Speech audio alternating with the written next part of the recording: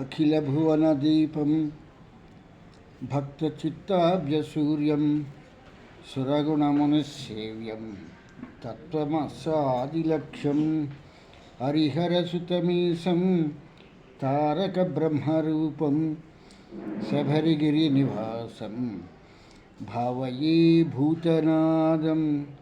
స్వామియే శరణమయ్యప్ప. ప్రియమైన ఆత్మబంధువులారా, ఆశితులైన వారి సౌజన్యంతో మనం ఈ భక్తి అనేటువంటి కార్యక్రమాన్ని ప్రారంభించుకుని ఈ భక్తిని గురించినటువంటి విషయాల్ని మనం తెలుసుకోవటం జరుగుతోంది.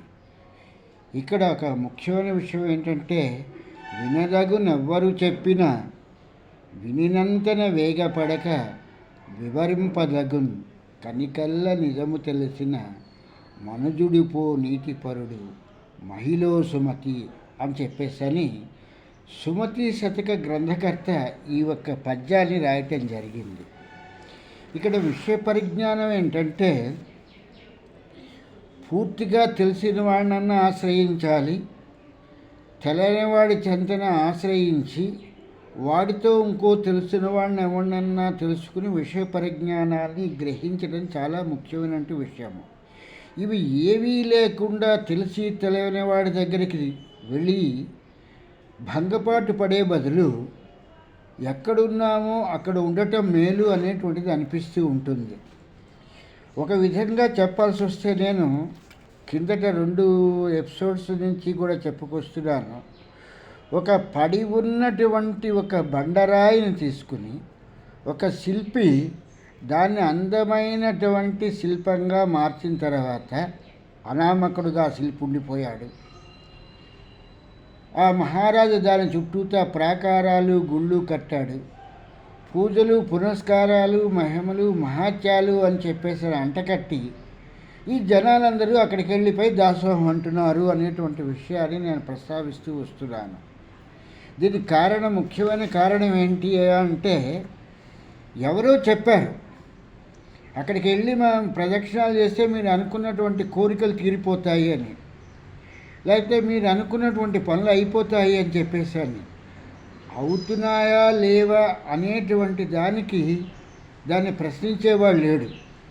వెళ్ళిపోవటం, అక్కడ ప్రదక్షిణాలు చేసేయటం, అక్కడ రషప్ అయిపోవటం, ఒకరినొకడు తోసుకోవటం, ఒకటి కాళ్ళ కింద ఒకటి పడి నలిగి ఆఖరికి వాళ్ళ తాలూకు జీవితాలు ఆ ఒక గుళ్ళో అర్పితం చేసుకోవటం మిగులుతుంది. ఉదాహరణకి నిన్న కాక మొన్ననే తిరుపతిలో ఆ ఒక ఉత్తర ద్వార దర్శనానికి అనేటువంటి టిక్కెట్లకే ఎంతమంది తెచ్చారు అనేటువంటి విషయం మనందరం చూసేటువంటి విషయం. అంటే ఇంత అవిజ్ఞానంలో, అంటే ఇంత అవిద్యలో ఉన్నటువంటి మనని ఏ భగవానుడు ఉద్ధరిస్తాడు? ఆ సాక్షాత్తు ఆ 7 కొండల మీద ఉన్నటువంటి వెంకటేశ్వర స్వామి కూడా వీళ్ళ ప్రాణాలు కాపాడలేదే. ఎవరికైనా అనారోగ్యంగా ఉంటే 7 కొండలవాడ వెంకటరమణ అని చెప్పేసి ఆయనకి మొక్కి ప్రార్థనలు చేసి నా నిలువు దోపిడీ ఇచ్చేస్తాను, పక్కవాడి కొంపలో నుంచి కూడా పట్టుకొచ్చి నీ తాలూకు హుండీలో పోసి నింపుతాను అని చెప్పేసి ప్రార్థిస్తారే. మరి అటువంటి భగవంతుడు ఇంతమంది ప్రాణాలు అనేటువంటిది ఉత్తర ద్వార దర్శనంలో పోతుంటే చూస్తూ కూర్చున్నాడా? ఇది మానవ తప్పిదమా లేక దైవ తప్పిదమా? ఎవరి తప్పిదము అనేటువంటిది ఒక్కసారి ఆలోచించుకోవాల్సిన ముఖ్యమైన విషయం. ఎందుకంటే ఇంత అవిద్యలో ఉండేటువంటి మనని ఈ ఊబిలో నుంచి ఏ ఒక్క గురువు కూడా ఉద్ధరించలేడు. ఎందుకంటే ఉన్న వాళ్ళందరూ ఆ ఊబిలోనే ఉన్నారు, ఆ గురువులు కూడా. ఎవరైనా బ్రహ్మ విద్యా సాంప్రదాయం తెలిసినటువంటి గురువులు ఉంటే దాని గురించి వాళ్ళు చెప్పటానికి గుళ్ళోకెళ్ళి రాళ్ళని చూస్తే ఏమొస్తుందయ్యా అని చెప్పేస్తాను. ఇటువంటి విషయానికి వచ్చేటప్పటికి కనీసం మనం ఒక గ్రంథాన్నైనా తీసుకుని ఆదర్శంగా దాన్ని తీసుకుని ప్రవర్తిద్దాము అనేటువంటి ఇంగిత జ్ఞానంలో కూడా మనం లేకుండా ఉన్నాం. ఒక శివరాత్రి వచ్చిందంటే ఆ ఒక శివుడి నెత్తినంతా కూడా నీళ్ళో పాలో తేనో పన్నీరో ఏదో ఒకటి పోసేద్దామని ఒకరినొకడు తోసుకుని వెళ్ళిపోయి పుణ్యమంతా మూట కట్టేసుకుందామని చెప్పేసి అనుకుంటున్నారు. అదే శివుణ్ణి ఒక చెట్టు కింద ఉన్నటువంటి ఒక రాయిలో నువ్వు భ్రాంతించి భ్రమ చెంది ఆ ఒక్క రాతిని నువ్వు పూజిస్తే అది శివుడిగా నీకు మారదా? ఎందుకు మారదు అనేటువంటి ప్రశ్న నీలో లేదు. గుళ్ళోకి వెళ్ళిపోయి పట్టుబట్టలు కట్టుకుని, పట్టు చీర లేకపోతే పట్టు పంచులు కట్టుకుని, ఏదో నువ్వు చదివేస్తున్నాను అని ఆ నమ్మకము చమకము అనేటువంటివి ఒక మంత్రాలను చదువుతూ వెళ్ళిపోయి ఆ గుళ్ళో ఆ శివుడి నెత్తిన శివరాత్రి నాడు నువ్వు పూసేసేటువంటి నీళ్ళకి ఆయన సంతోషించేసి నీకు పుణ్యం ఇచ్చేసి మూట కట్టేసేసి నీకు మళ్ళీ జన్మంటూ లేకుండా చేసేస్తాడు. ఇది ఎక్కడి గ్రహచారము? ఎవరు చెప్తున్నటువంటి అనాచారము అనేటువంటి దానికి ఎవరికీ అర్థం కానటువంటి విషయము.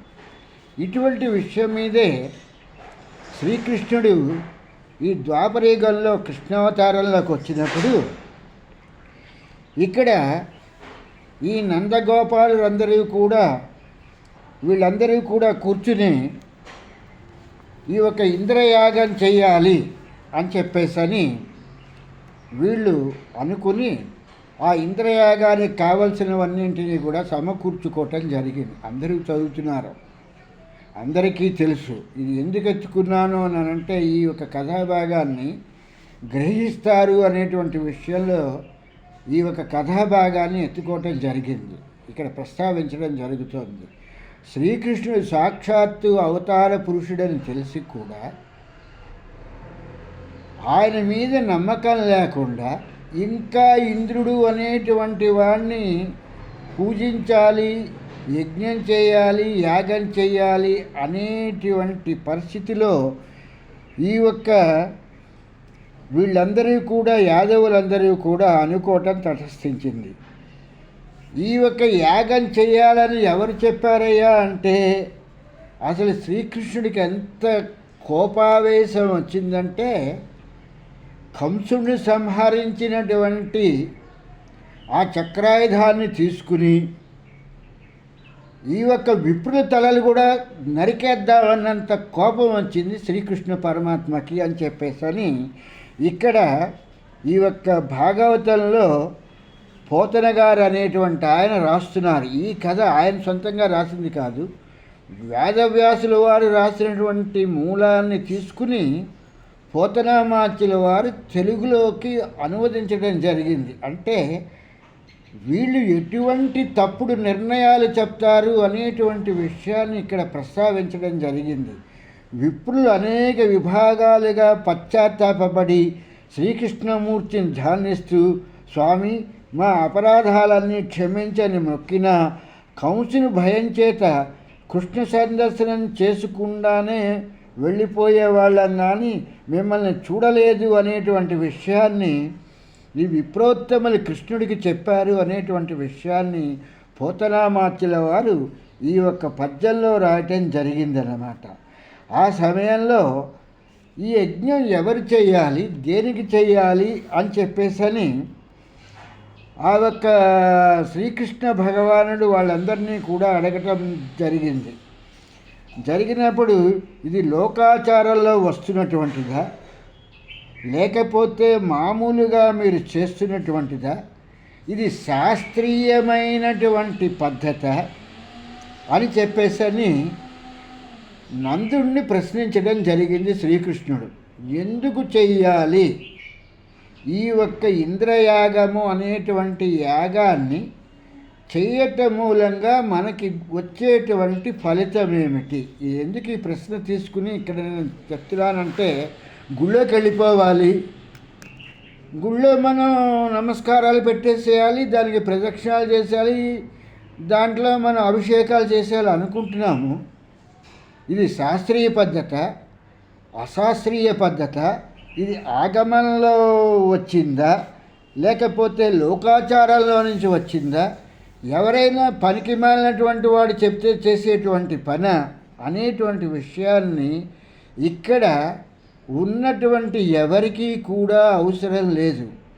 నా ముందు వాడు చేశాడు నేను చేస్తాను, నా పక్కింటి వాడు చేశాడు నేను చేస్తాను అనేటువంటి దృక్పథంలోనే చేస్తున్నారు తప్పితే శివరాత్రి వచ్చింది శివుడికి అభిషేకం చేయాలి, ఒక పొద్దుంటాము ఉపవాసం ఉంటామని చెప్పేసని జంతువులు కూడా తినలేనటువంటి ఒక ఉదాహరణగా తీసుకుంటే, పొద్దు నుంచి సాయంత్రంకు ఉపవాసం ఉన్నామని చెప్పేసి అని ఉన్న ఫలాలు మొదలుగుని ఆకులు తోకలు ఈకలు మొదలుగుని అన్నింటినీ కూడా నవిలేసేటువంటి పరిస్థితిలో సాయంత్రం 6 గంటల తర్వాత ఒకసారి వీధిలోకి వెళ్తే వాళ్ళు పోసి ఆ చెత్త చూస్తే తెలుస్తుంది ఎంత తిన్నారు వీళ్ళు అనేటువంటి పరిస్థితి.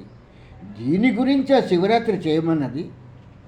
అట్లాగే ఇక్కడ శ్రీకృష్ణ భగవానుడు కూడా అడుగుతున్నాడు, నాయన మీరు యాగం చేయడానికి వచ్చారు కదా, ఈ యాగానికి ఫలం ఏమిటి, దీనికి అధిదేవత ఎవరు, ఉపకరణాయుధం ఏమాత్రం కావాలి, ఈ యాగం శాస్త్రీయమా లోకాచారంలో వచ్చినదా, వివరాలను శత్రువులకు చెప్పకూడదేమో కానీ, అంటే పరాయ మతస్థులకు ఏమైనా చెప్పకూడదేమో కానీ మిత్రులతో చెప్పకూడదు అనేటువంటిది లేదు కదా, మిత్రులతో చెప్పవచ్చు కదా, తెలిసి ఏ పని చేసినా కోరికలన్నీ సిద్ధిస్తాయి, విరోధంతో స్నేహం చేస్తే అనేక భేదాభిప్రాయాలు ఉంటాయి, అదే స్నేహాన్ని అనురాగంతో చేస్తే యోగ్యులైనటువంటి రహస్యాలన్నీ కూడా వాళ్ళ దగ్గర నుంచి తెలుసుకోవటం అవుతుంది.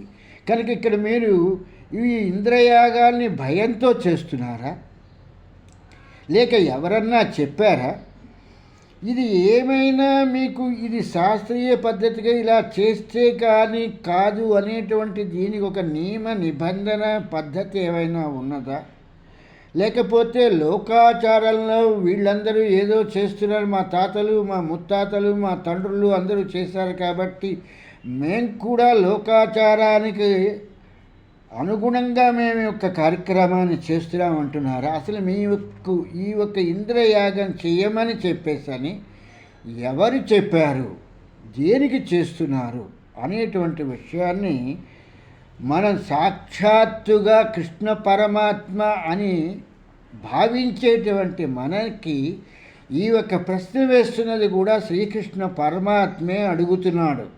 పరమాత్మ ఏమని అడుగుతున్నాడంటే, ఇంద్రయాగం ఎందుకు చేయాలి, ఇంద్రుడికి యాగం ఎందుకు చేయాలి, దాని మూలంగా మనం పొందేటువంటి లాభం ఏమిటి, మనకి ఇక్కడ ఈ యాగం చేయటం మూలంగా మనం తీసుకునేటువంటిది ఏంటి, సూర్యుడు ప్రకాశిస్తున్నాడు, వరుణుడా వర్షాలను కురిపిస్తున్నాడు, మిగిలినటువంటి వాళ్ళు ఈ యొక్క ప్రకృతిలో ఉన్నటువంటి ప్రకృతి శక్తులన్నీ కూడా వాటి తాలూకు శక్తులను మనకు అందిస్తున్నాయి. అటువంటి పరిస్థితిలో మనం ఇంద్రయాగము ఎందుకు చేయాలి అనేటువంటి ప్రశ్నని శ్రీకృష్ణ భగవానుడైనటువంటి వాడు ప్రశ్నిస్తున్నాడు.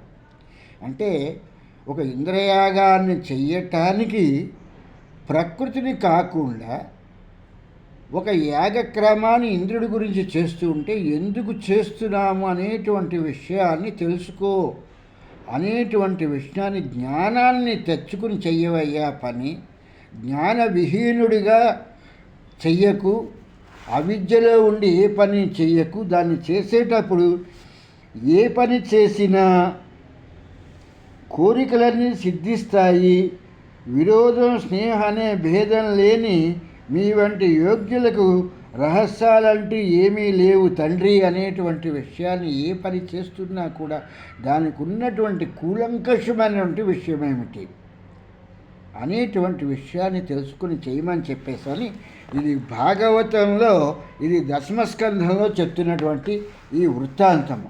అంత తప్పితే అక్కడెక్కడో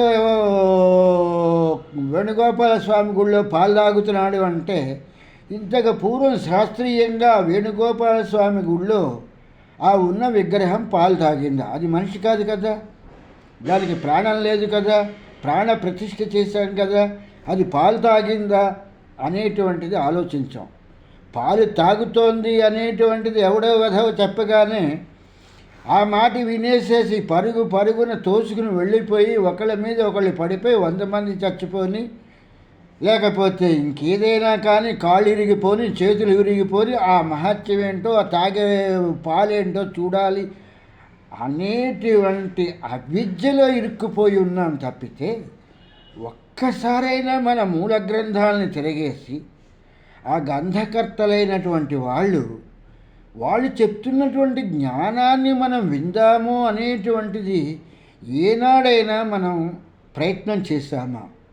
ఇటువంటివి ఏవీ లేకుండా చాలామంది ఏమంటారంటే అరుణాచలం వెళ్తే మనకేదో ముక్తి వచ్చేస్తుంది, వారణాసి వెళ్తే మళ్ళీ జన్మ అంటూ ఉండదు, ఆ సాక్షాత్తు శివుడే వచ్చేసేసి మనకి కుడి చెవిలో ఆ ఒక పంచాక్షరి మంత్రాన్ని చెప్పేస్తాడు అని చెప్పేసని అంటే, మరి ఆ కాశీలో నివసిస్తున్నటువంటి వాళ్ళందరూ అక్కడే పుడుతున్నారు, అక్కడే సస్తున్నారు. మరి వాళ్ళందరి పరిస్థితి ఏమిటి? మనం ఇక్కడి నుంచో ఎగేసుకుని వెళ్ళిపోయి మన డబ్బులన్నీ ఖర్చు పెట్టుకుని వెళ్ళి ఆ ఒక వారణాసిలో మనం చస్తే వచ్చేటువంటి పుణ్యం నిజంగా వచ్చి చెప్తున్నాడు ఆ శివుడు? ఇది నిజమైన వాస్తవమైన పరిస్థితి. దీనికి శాస్త్రీయంగా మనకి ఏ విధమైనటువంటి మనకి శాస్త్ర ప్రామాణికంగా ఉన్నటువంటి వాక్యాలు ఏమైనా ఉన్నాయా?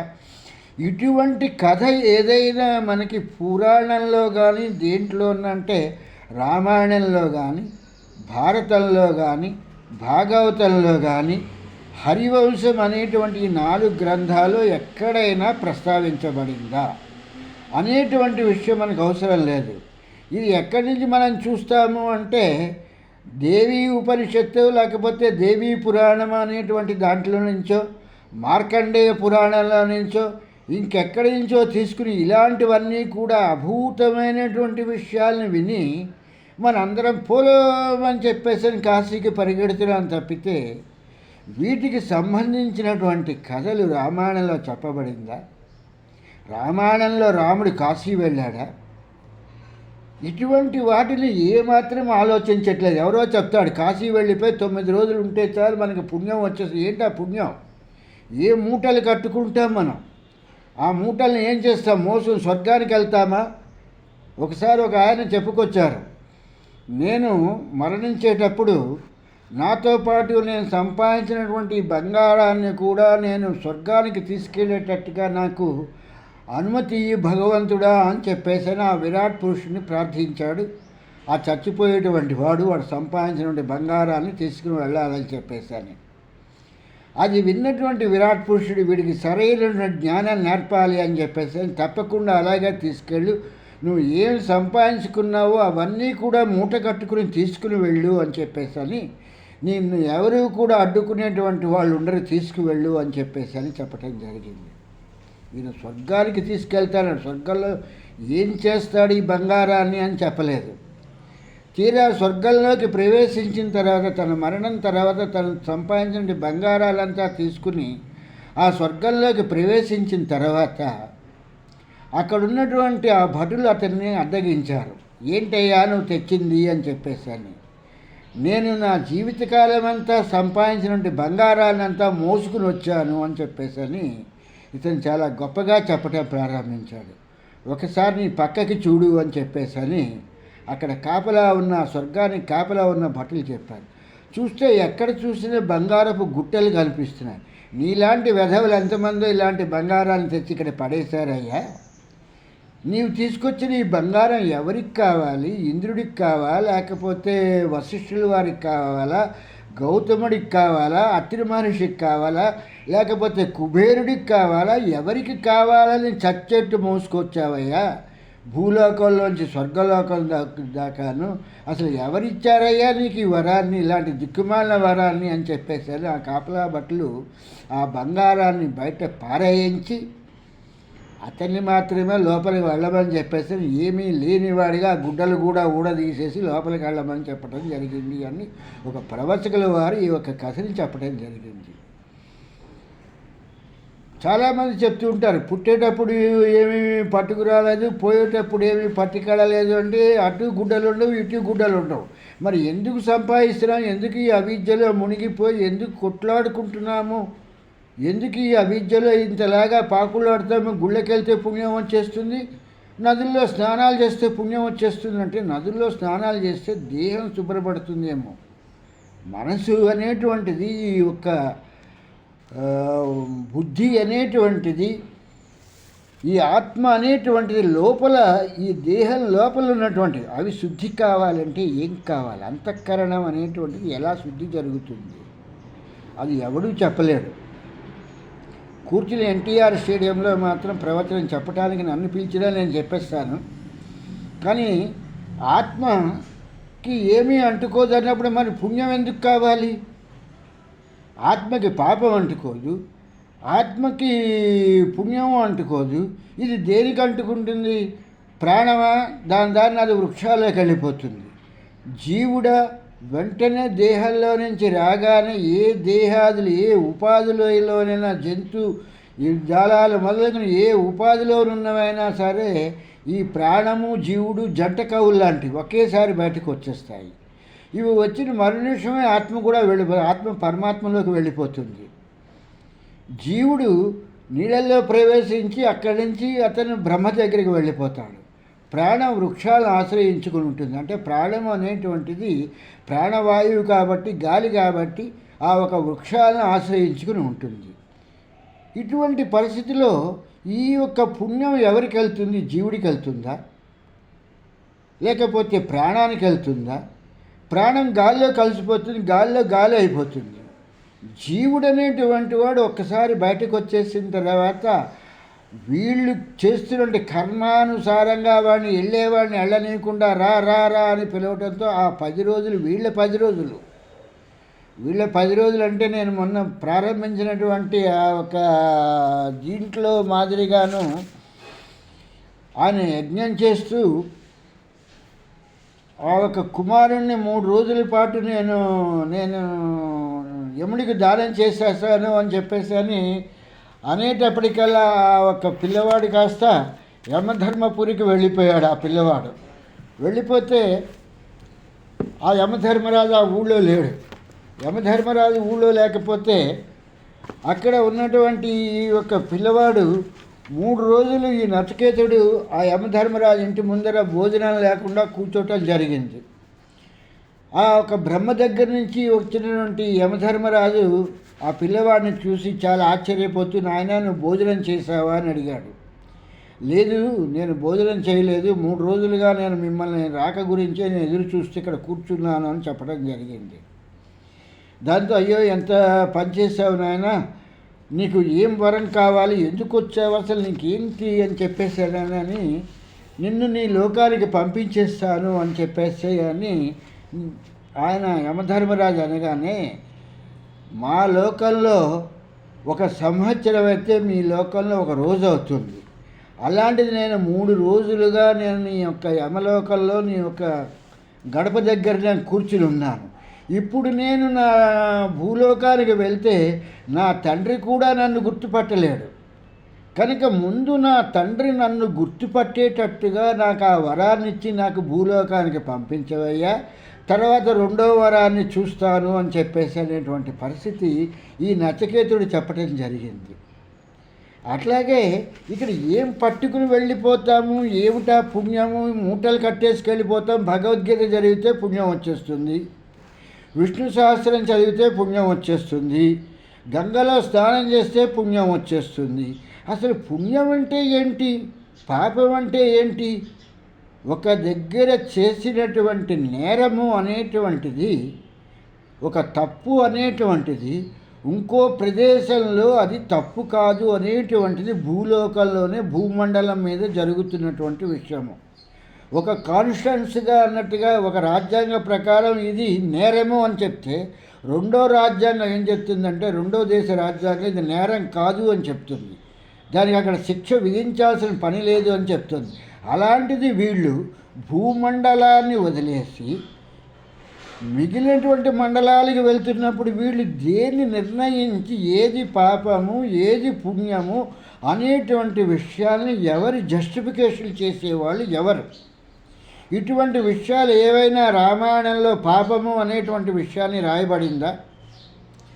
భారతము అనేటువంటి దాంట్లో పోని ఇది పాపము ఇలా చేయటం మూలంగా అని చెప్పని ఏ భారతంలో ఉన్న వ్యాసుల వారన్నా రాశారా? భాగవతంలోన అటువంటి విషయాన్ని ఎక్కడన్నా ప్రస్తావన చేశారా?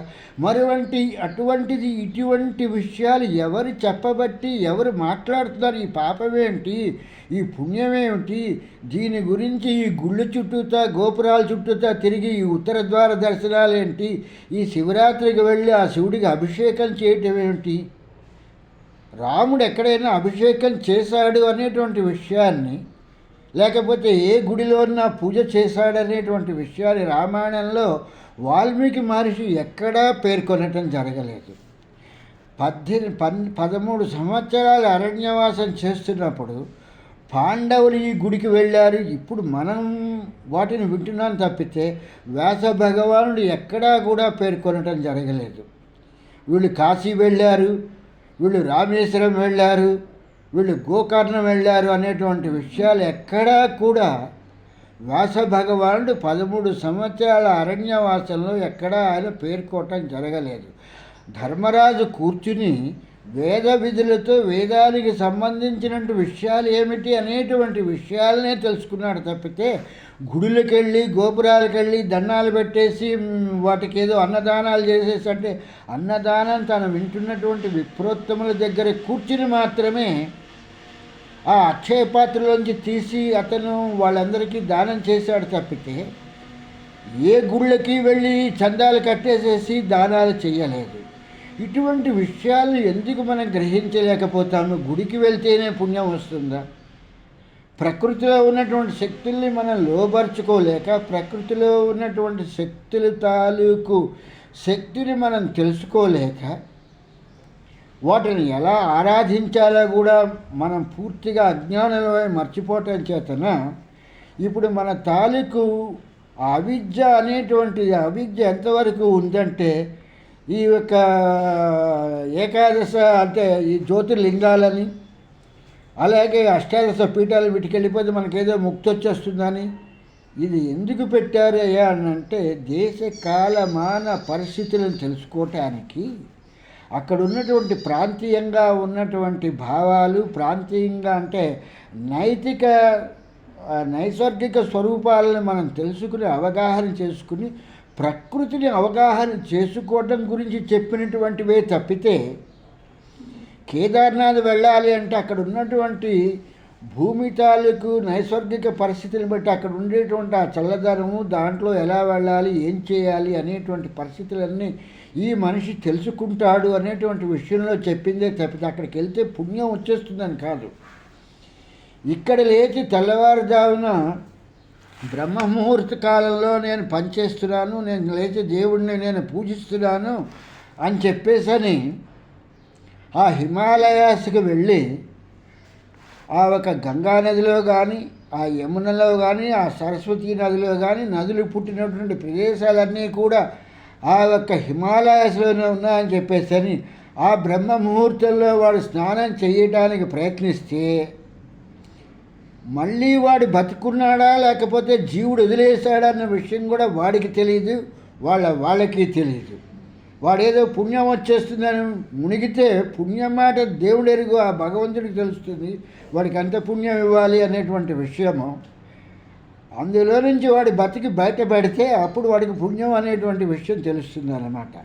నిన్న ఉత్తర ద్వార దర్శనానికి టిక్కెట్లకి వెళ్ళి ఎలాగైతే పచ్చడి అయ్యారో అంతకన్నా కూడా హీనంగా అన్నట్టుగా దేహం ఏమవుతుందో కూడా తెలియలేనటువంటి పరిస్థితి ఏర్పడుతుంది. కనుక అక్కడ ఉన్నటువంటి దేశ కాలమాన పరిస్థితులన్నింటినీ అవగాహన చేసుకుని ప్రకృతిని ఆరాధించాలి అని చెప్పేసని ఈ యొక్క విషయాలన్నీ తెలుసుకున్నటువంటి మన పెద్దవారైనటువంటి వారు మనకి మార్గదర్శకులుగా చెప్పారు తప్పితే అక్కడికి వెళ్ళిపోతే మనకేదో పుణ్యం వచ్చేస్తుంది, టన్నులు కొలిది మనం మోసుకొచ్చేస్తాము అనేటువంటిది ఎక్కడా చెప్పలేదు. ఈ కథను ఎందుకు ఎత్తుకున్నామనంటే శ్రీకృష్ణ భగవానుడు భూమి మీదనే ఆయన నివసించి ఆయన చేసినటువంటి పనులని మహత్యాలుగా తీసుకుని చెప్తున్నారు. కాబట్టి ఈ ఒక ఇంద్రయాగాన్ని ఎందుకు చేస్తున్నారయ్యా అని చెప్పేసి అని అడిగి ఈ యొక్క నందుడికి జ్ఞానోదయాన్ని కలిగించాడు అనేటువంటి దీని గురించి తీసుకుని చెప్తున్నటువంటి కథ. అంత తప్పితే పాలరాత విగ్రహాలు పెట్టుకుని కృష్ణుడికి బట్టలు కట్టేసి హరే రామ హరే కృష్ణ అని ఎగిరితే అక్కడేం మోక్షం రాదు. గెంతితే మోక్షం రాదు. గెంతినంత మాత్రంత కాళ్ళ నొప్పులు వస్తాయి తప్పితే వచ్చేటువంటిది ఇంకేమీ ఉండదు అనేటువంటి విషయం తెలుసుకోవాల్సిన ముఖ్యమైన విషయం. ఏది తెలుసుకోవాలి?